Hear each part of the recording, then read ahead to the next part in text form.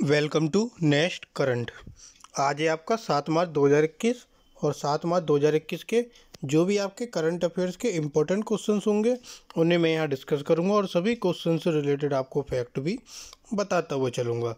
तो चलिए शुरू करते हैं। अगर आपने अभी तक हमारे चैनल को सब्सक्राइब नहीं किया है, आपको वीडियो के नीचे सब्सक्राइब बटन मिलेगा, आप वहाँ से चैनल को सब्सक्राइब कीजिए, साथ ही नोटिफिकेशन बेल को भी प्रेस कीजिए ताकि आपको हमारी तरफ से दी जाने वाली सभी वीडियो का नोटिफिकेशन सबसे पहले मिले। साथ ही आप आज की वीडियो की पीडीएफ फाइल भी डिस्क्रिप्शन बॉक्स से डाउनलोड कर सकते हैं और इम्पोर्टेंट डे की सेपरेट वीडियो भी बनाते हैं, तो आप इम्पोर्टेंट डे की सेपरेट वीडियो भी एक ही वीडियो में सभी इम्पोर्टेंट डेज भी देख सकते हैं। इसके साथ हम यूपीएससी भी कुछ ही दिनों में स्टार्ट करने वाले हैं, तो ज़्यादा से ज़्यादा चैनल को सब्सक्राइब करें और शेयर करें। तो चलिए शुरू करते हैं आज का अपना फर्स्ट क्वेश्चन। हाल ही में मुफ्त फास्टैग के लिए आईडीएफसी फर्स्ट बैंक के साथ किसने साझेदारी की है? तो मुफ्त फास्टैग के लिए आईडीएफसी फर्स्ट बैंक के साथ एको ड्राइव ने साझेदारी की है। ऑप्शन बी एको ड्राइव। इसके साथ फास्टैग प्राप्त करना परेशानी मुक्त और सुविधाजनक होगा। दूसरों द्वारा जारी किए गए फास्टैग के विपरीत एको ड्राइव को डिजिटल प्लेटफॉर्म को कोई जारी करने का शुल्क, कोई कागजी कार्रवाई या सुरक्षा जमा की आवश्यकता नहीं है। इन फास्टैग का उपयोग एचपीसीएल पंपों पर ईंधन खरीद के लिए संपर्क रहित भुगतान के लिए भी किया जा सकता है। नेक्स्ट क्वेश्चन, हाल ही में कृषि जनगणना कहाँ आयोजित की जाएगी? तो कृषि जनगणना आपके गुजरात में आयोजित की जाएगी। Option A Gujarat. मुख्य क्षेत्र से संबंधित विभिन्न आंकड़ों को एकत्र करने के लिए एक अखिल भारतीय अभ्यास के तहत 2021 में गुजरात में एक कृषि जनगणना आयोजित की जाएगी। कृषि क्षेत्र के लिए नीतियों को तैयार करने के लिए आवधिक अभ्यास से एकत्र किसानों की भूमि के बारे में डेटा महत्वपूर्ण है। प्रत्येक 5 वर्षों में एक कृषि जनगणना आयोजित की जाती है। आखिरी बार 2015-16 में आयोजित की गई थी। अब ये आपकी गुजरात में कृषि जनगणना आयोजित होगी, तो गुजरात की राजधानी गांधीनगर। गुजरात के मुख्यमंत्री विजय रूपानी और गुजरात के राज्यपाल आचार्य देवव्रत। गुजरात में कुल जिलों की संख्या 33, गुजरात की लोकसभा सीटें 26 और राज्यसभा सीटें आपकी 11। नेक्स्ट क्वेश्चन, हाल ही में किसने यस बैंक के साथ समझौता किया है? तो यस बैंक के साथ समझौता किया है आपका पीएनबी हाउसिंग फाइनेंस ने। Option B PNB housing finance. PNB housing finance ने एक रणनीतिक सह उधार सेवा के लिए यस बैंक के साथ समझौता किया, जो प्रतिस्पर्धा दरों पर खुदरा गृह ऋण की सुविधा प्रदान करेगा। पीएनबी हाउसिंग और यस बैंक मौजूदा और नए खुदरा गृह ऋण ग्राहकों को एक कुशल और सहज अनुभव प्रदान करने के लिए क्षमताओं का तालमेल करेंगे। दोनों संयुक्त रूप से उचित परिश्रम करेंगे और सहमत अनुपात में ऋण की सह उत्पत्ति करेंगे। नेक्स्ट क्वेश्चन, हाल ही में किस आईआईटी ने ड्रोन रिसर्च के लिए एक केंद्र का उद्घाटन किया? तो ड्रोन रिसर्च के लिए एक केंद्र का उद्घाटन आईआईटी रुड़की ने किया। Option C IIT Roorkee. इस पहल ने उनके सिल्वर जुबली रियूनियन के अवसर पर 1994 बैच के पूर्व छात्रों से 1 करोड़ रुपए की सीड फंडिंग प्राप्त की। इस केंद्र में ड्रोन विकास और एंटी ड्रोन तकनीक सहित ड्रोन प्रौद्योगिकी के कई पहलुओं पर सीमांत शोध की जाएगी। नेक्स्ट क्वेश्चन, हाल ही में फ्रीडम हाउस के अनुसार भारत की क्या रैंक है? तो फ्रीडम हाउस के अनुसार भारत की रैंक है आपकी 88। Option C 88। वॉशिंगटन स्थित विख्यात थिंक टैंक फ्रीडम हाउस ने भारत के स्वतंत्रता स्कोर को मुक्त से कम करके आंशिक रूप से मुक्त घोषित किया है। भारत का स्कोर 71 से घटकर 67 रह गया, जहां 100 स्कोर मुक्त देश को दिया जाता है और इसकी रैंक 211 देशों में 83 से गिरकर 88 हो गई है। दुनिया के सबसे मुक्त देश 100 के स्कोर के साथ फिनलैंड, नॉर्वे और स्वीडन हैं, जबकि सबसे कम मुक्त तिब्बत और सीरिया हैं। अगर हम बात करें, पहले भारत का स्कोर 71 था, जिसमें भारत की रैंक 83 थी, लेकिन अब वो स्कोर भारत का 67 रह गया, घटकर 67 रह गया, तो भारत की रैंक 83 से गिरकर 88 हो गई। नेक्स्ट क्वेश्चन, हाल ही में किसने उड़ीसा में सॉलिड फ्यूल डक्टेड रैमजेट तकनीक का उड़ान परीक्षण सफलतापूर्वक किया। तो उड़ीसा में यह सफलतापूर्वक परीक्षण जो है किसने किया? डीआरडीओ ने। Option B DRDO. 5 मार्च को डीआरडीओ ने उड़ीसा में solid fuel ducted ramjet SFDR तकनीक का उड़ान परीक्षण सफलतापूर्वक किया। परीक्षण चांदीपुर में एकीकृत परीक्षण रेंज लॉन्च प्लेटफॉर्म से किया। SFDR solid fuel ducted ramjet प्रौद्योगिकी के सफल प्रदर्शन से डीआरडीओ को लंबी दूरी की एयर टू एयर मिसाइल विकसित करने में मदद मिलेगी। परीक्षण के दौरान सभी उप प्रणालियों ने उम्मीद के मुताबिक प्रदर्शन किया। नेक्स्ट क्वेश्चन, हाल ही में किसने CSIR फ्लोरीकल्चर मिशन शुरू किया?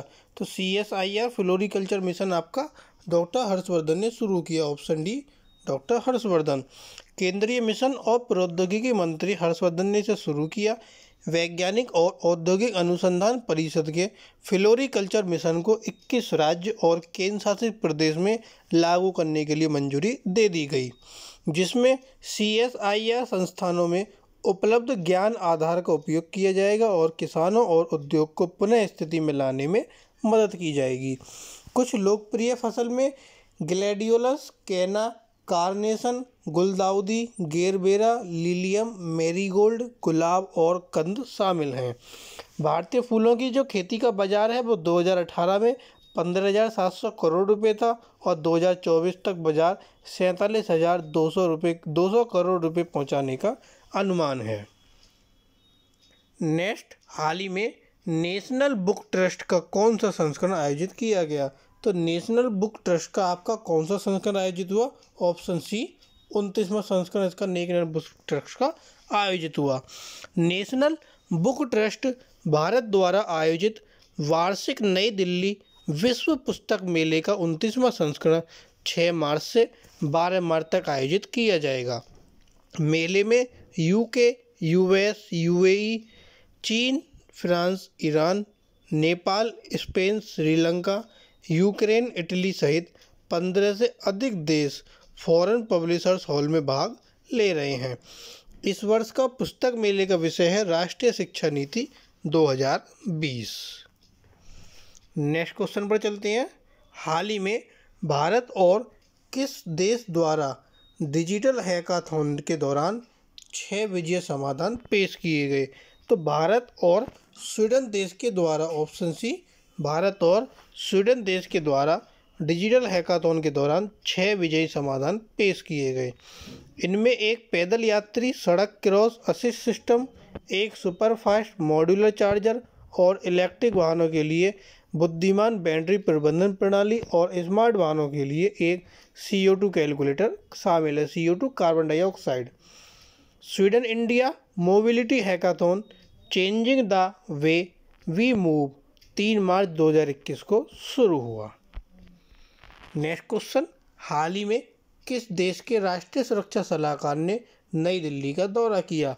तो कौन से देश के राष्ट्रीय सुरक्षा सलाहकार थे जो हाल ही में नई दिल्ली आए? Option D Nigeria. Major general जो कि सेवानिवृत्त हो चुके हैं बाबागना मोंगुनो ने 4 मार्च को नई दिल्ली का दौरा किया। यह यात्रा NSA के स्तर पर भारत और नाइजीरिया के बीच पहली रणनीतिक और आतंकवाद रोधी वार्ता थी। द्विपक्षीय वार्ता में आतंकवाद, अतिवाद और कट्टरता से लोकतांत्रिक समाजों के सामने आने वाले खतरों और चुनौतियों पर चर्चा की गई। नेक्स्ट क्वेश्चन, हाल ही में ड्रू वोलेरो को अपना पहला मुख्य वित्तीय अधिकारी किसने नियुक्त किया? तो ड्रू वोलेरो को अपना पहला मुख्य वित्तीय अधिकारी किसने नियुक्त किया? रेडिट ने। Option A Reddit. पूर्व में उन्होंने स्नैपचैट पेरेंट स्नैप में एक मुख्य वित्तीय अधिकारी के रूप में कार्य किया था। टायर मेकर मेटल इनकॉर्पोरेटेड में भी कार्य कर चुके वोलेरो मार्च 2021 के अंत में रेडिट की फाइनेंस टीम का वो क्या करेंगे? नेतृत्व संभालेंगे। नेक्स्ट क्वेश्चन, पंचायती राज दिवस कब मनाया जाता है? तो पंचायती राज दिवस आपका 6 मार्च को मनाया जाता है। ऑप्शन बी 6 मार्च। 6 मार्च को उड़ीसा सरकार ने दिग्गज नेता बीजू पटनायक को उनकी 105वीं जयंती पर श्रद्धांजलि दी। बीजू पटनायक 60 के दशक में मध्य में 2 बार और 90 के दशक में पहली छमाही में उड़ीसा के मुख्यमंत्री रहे।